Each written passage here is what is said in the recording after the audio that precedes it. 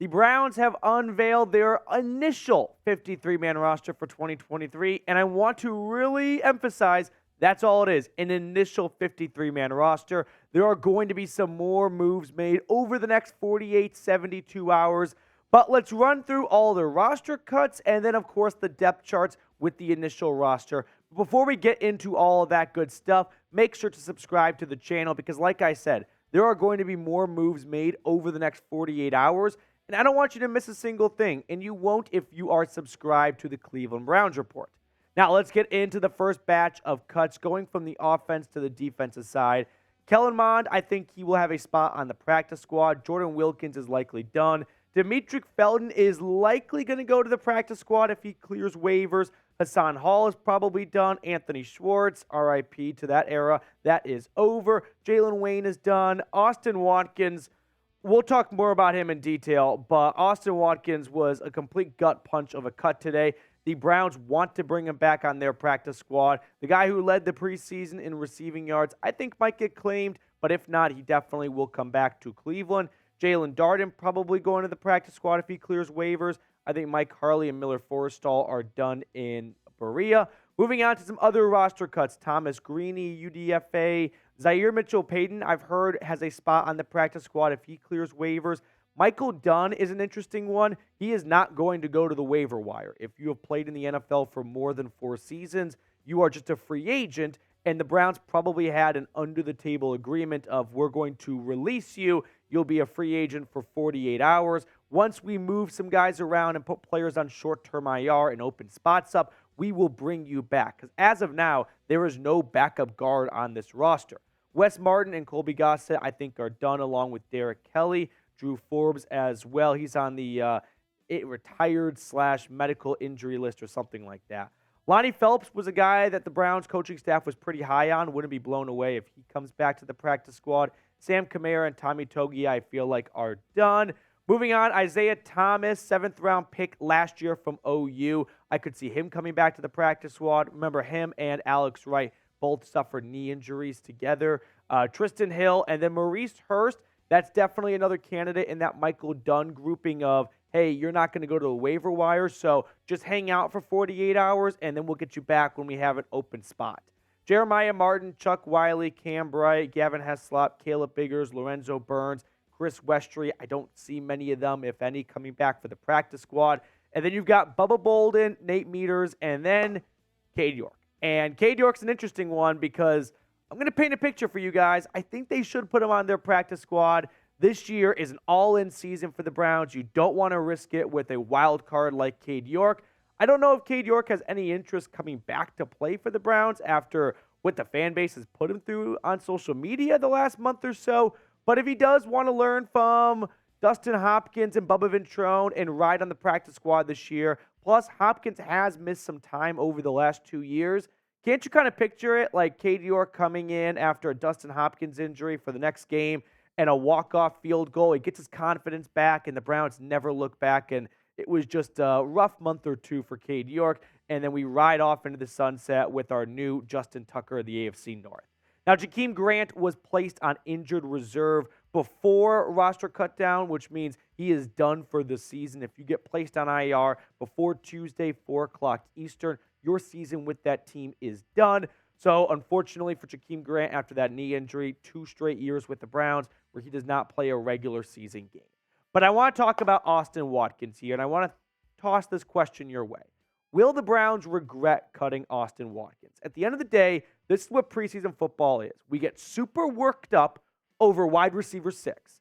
And then the regular season comes here, and we all go back to, oh, yeah, who gives a shit? You've got Amari Cooper, Elijah Moore, DPJ, and Cedric Tillman getting all the snaps. But what I'll say for Austin Watkins, who has no real special teams upside, is if another team does claim him, the Browns are going to rue the day. I'll call it right now. The Browns are going to rue the day if they let Austin Watkins go, especially if next year's wide receiver room does not have DPJ on it, does not have Amari Cooper on it, and Austin Watkins is scoring 5 touchdowns a game for the Indianapolis Colts or something. So that is my biggest fear, that the Browns are going to lose out on a really good wide receiver for 2024. I think this was a mistake. I wish they held on to Austin Watkins if he gets claimed by somewhere else. If he does not get claimed and he ends up on the Browns practice squad, they have his rights for 2024. They could elevate him after clearing up some roster space, and none of this will really matter. It would just be a bit of a formality. But if he does get claimed, we are going to have a temper tantrum online. Now, let's get into the depth charts here, right? Just 2 quarterbacks for the Browns, Deshaun Watson and the 5th-round pick, Dorian Thompson-Robinson. Not a very deep quarterback room, but hopefully DTR can help get Watson prepared for every single game. That is a big part of being the backup quarterback. It's not just holding the clipboard and running the scout team offense. You also have to be a vocal member of the quarterback room to spot things out in film. As for the running backs, Nick Chubb, Jerome Ford, and Pierre Strong Jr., this room was essentially finalized once the Browns traded for Pierre Strong Jr. Demetric Felton being waived was interesting because he does offer some return man upside. I think they'll add him to the practice squad and kind of go from there. Wide receivers now, 6 wide receivers. Amari Cooper, Donovan Peoples-Jones, Elijah Moore. Marquise Goodwin was activated off the NFI list, so that's very encouraging to see as he is coming off blood clots in his lungs and in his legs. Cedric Tillman and David Bell. I don't want to say I told you guys, but I told you so. The Browns kept David Bell. Andrew Berry was not moving on from another 2022 draft pick. That would just be too bad of a look for him 1 year later to move on from Perion Winfrey and Dawson Deaton and Cade York and David Bell. That's half the draft class not getting past 1 season with their team. And then Michael Woods is on the NFI list after the Achilles injury he suffered working out on his own. Tight ends, just 3. David Njoku, Jordan Akins, and Harrison Bryant. Have not seen much of Akins or Bryant throughout the preseason or training camp. Mostly Bryant, though, so this could be a room to watch for. As for the offensive line, 9 guys on the initial, I want to remind you, initial 53-man roster. Your 5 starters, and then James Hudson, Luke Whippler, Nick Harris, and DeJuan Jones. Nick Harris, I thought might get dealt if a team was looking for a starting center because he was supposed to be that last season. I'm guessing once the Browns open up a roster spot, Michael Dunn will quickly join this team, and he will be that first interior offensive lineman off the bench. But if they waived Luke Whippler or Nick Harris, those guys could have been claimed on the waiver wire, and the Browns could do nothing about it. Whereas Michael Dunn, he's a free agent. He can sign anywhere, but he can also not sign anywhere, and no one can just claim him. Now let's switch gears and look on the defensive side of the football. Myles Garrett, Dalvin Tomlinson, Shelby Harris, Zadarius Smith. Can we all just kind of take a moment and let this marinate and realize, as Browns fans, the topic of the conversation at this point in the year for the past far too many years has been looking for good starting players, right? The Browns now are arguing over who's going to be wide receiver 6 or DT4. That's a pretty good spot to be in. Okoronkwo, Jordan Elliott. Yes, Jordan Elliott does make the roster. They guaranteed a lot of money, and so that is no real surprise to me. The rookie Siaki Ika, another rookie Isaiah McGuire, and then Alex Wright, who got knee surgery like 2 weeks ago. He makes the 53-man roster. My suspicion is he's going to short-term IR tomorrow as soon as the Browns can put him on that. Linebackers now, JOK, Anthony Walker, Taki, Tony Fields, Diabate, the UDFA out of Utah, Matthew Adams, and then Jordan Kunaszyk. Remember, Jacob Phillips suffered a torn pec, so he was put on IR. Those are your 7 linebackers for now. Kunaszyk, another guy that could get moved to short-term IR. As for the cornerbacks, the Browns go with 6 corners, and I thought that was the right play, especially with Denzel Ward in concussion protocol. So that leaves Martin Emerson, Greg Newsome, A.J. Green, Cameron Mitchell, and Mike Ford as the other CBs on this depth chart. And as for the safety room, you've got Juan Thornhill, Grant Delpit, DeAnthony Bell makes it, the UDFA Ronnie Rocket Hickman from Columbus.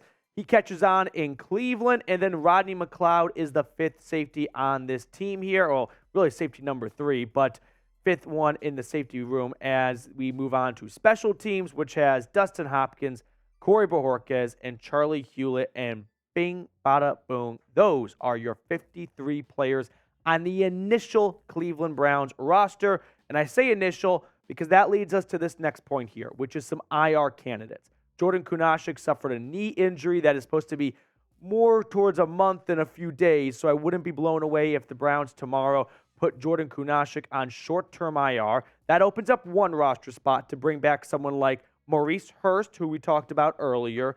Alex Wright, also with a knee injury, he could go on short-term IR. So that would open up a spot for, say, Michael Dunn to come back. And then I tossed on Denzel Ward. I don't think he's going to short-term IR. That's why I've got the no-ish. But I do want to just have a group conversation here and go, fourth concussion in your fifth, sixth NFL season is not good. And I would not be, blown away if the Browns decide maybe it's the best interest for Denzel Ward to shut him down for the first 4 weeks of the season. Because when you get your fourth concussion, that's not something to play with. And maybe if the Browns are already expecting him to miss the first 2 weeks of the season, you don't want to just throw away 2 more weeks because why not? But if they really want to be cautious here, I just want to throw out a bit of a little seedling to keep an eye on. What if the Browns really want to bring someone else on and they go, well, we already kind of penciled in Denzel Ward to miss 4 weeks, and that would be 2 to 3 weeks of the season. Toss on an extra week, and we open up an extra roster spot.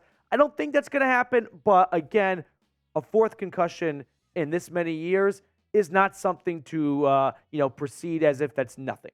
Now, that is going to do it for us on today's show. Now, as always, we wrap up the show by picking a card. We've got Trace Gerard behind the camera today, and then the newest member of the Chat Sports family, Jake Rietma. This is his first day here, so let's see if he can start off with a bang and get the card correct.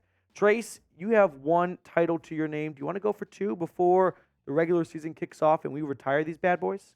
I am. I'm really feeling good about the 5 of hearts. 5 of hearts? I like it. Mr. Rietma.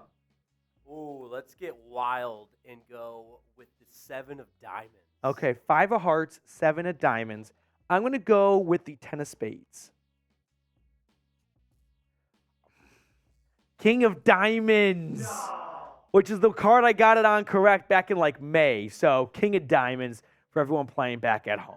All right, that's going to do it for us on today's show. Once again, it's just an initial 53-man roster. Expect more moves over the next day or so, which is why you have to be subscribed. And if you're already subscribed, turn the notifications on so when news breaks, you get a video and you're not the dumb guy at the bar who has no idea Michael Dunn came back.